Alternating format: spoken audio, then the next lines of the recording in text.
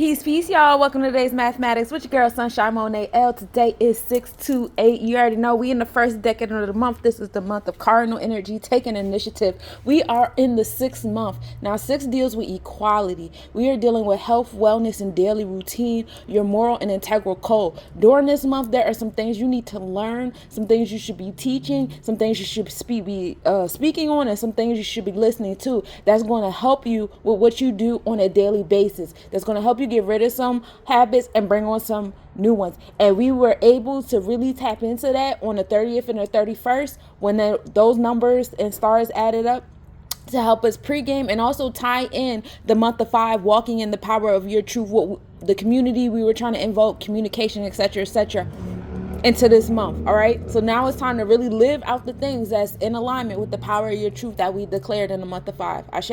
Ashe.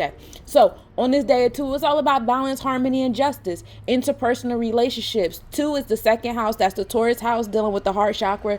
2 also deals with Libra energy, the Libra scale, still dealing with the heart chakra. What are you gravitating to in your vortex? What do you find balance in? What are you prioritizing? 2 and 6 come together and make 8. So when we pay attention to our heart chakra, we apply it to our daily routine, we come together with the transformations, our solar plexus chakra. Today is a double 8 number. We got the 88. High highs, low lows, transformations is heavy here. So with that being said, we dealing with the solar plexus chakra energy. This is the energy of transformation, death, and rebirth. Let's talk about 8 come together and make 16. This is knowledge and your equality and your daily routine and things like that. And that's what you're going to get as you start enforcing the things that you want. You start to get knowledge in the things that you receive. 1 and 6 come together and make 7. Today is a day of God. Today is a day of spiritual intellect, and we love it here on this day of 7. All right. So astrologically speaking, we start the day off with a 23% waning crescent moon rising at 2:48 a.m. and setting at 4:13 p.m. We are in Aries, new beginnings in our mindset, really setting us off for the fact that this is the first decan of the month. Ashe. We are in the Pisces constellation, and Pisces Vedically speaking, so that is that God energy, that spiritual energy, anything beneath the horizon, right? Spiritually speaking. Ashe.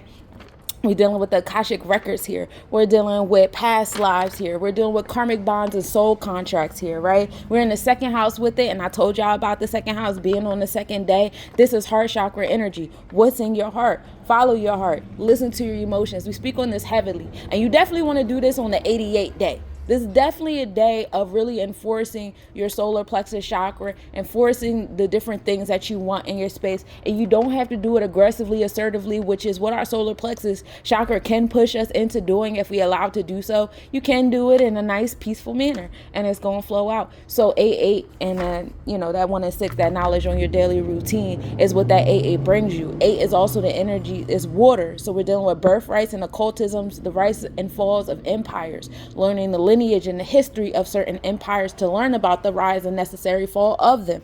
Ashe. That all will behoove you well in this water energy and that Pisces vibe as well. Sunrise at 5:31 a.m. and setting at 8:23 p.m. The comet 12P Pons Brooks is at its smallest distance to Earth, so we're getting that comet energy, which is essentially all the ancient ancestral energy, bringing us to that energy of 7. So really soak that in for my grounders outside. That happened this morning at 4:22 a.m. Mercury and Pleiades are in conjunction at 11:40 a.m. Mercury is 5.4 degrees south. Pleiades is the star cluster of the wounded sisters. Dealing with your wounds today is essential. Really getting to the ground of why certain things are the way they are. This will really help you with that solar plexus chakra. Mercury is also in alignment with the number 6, so having that knowledge on the 6, bringing you to the day of 7, that's really in alignment with that Mercury and Pleiades. The International Space Station is visible from 8:59 to 9:05 p.m. in the Monoceros constellation. Mars enters Aries constellation today at 4:40 p.m. So now we have Mars entering its home space on the Vedic chart as well as a tropical chart. So now we have that nice lineup of Mars being in Aries tropically and Vedically. So in our mindset and now in our happenings is new beginnings. Now you're really going to embark on wanting new things, doing different things, and being the cardinal energy you need to even spark those new things that need to happen. All right. Be mindful of anger. Be mindful of the fire of your gut.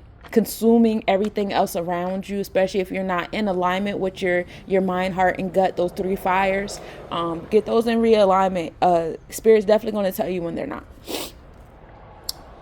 Uranus enters the Taurus constellation at 4:40 p.m. and that's a big deal because when Uranus entered the Taurus zodiac energy on the tropical scale back in 2019, major things happened, and with our money, with our currency, with our heart chakras, how we interacted with each other, how we got into relationships, how all these different things happen with Uranus entering Taurus tropically, right? And it seems like the tropical chart really affects virtual reality as well, because this is also our thoughts. A lot of our thoughts, what's on your mind, goes into the virtual reality. So pay attention to that alignment as well, as the virtual reality and the actual physical reality starts to catch up to that virtual. Ashe.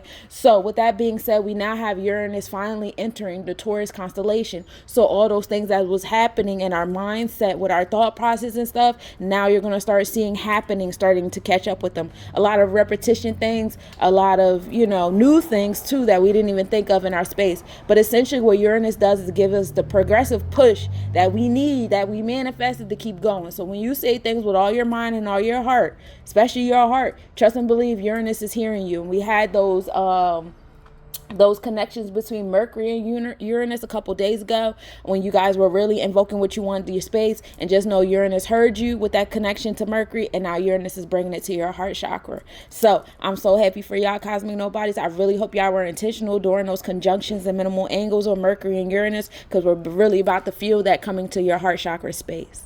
All right, let me know if you need a personal reading. I am here for you. I love it. I do personal astrological and numerology readings. Ashe, ashe, ashe.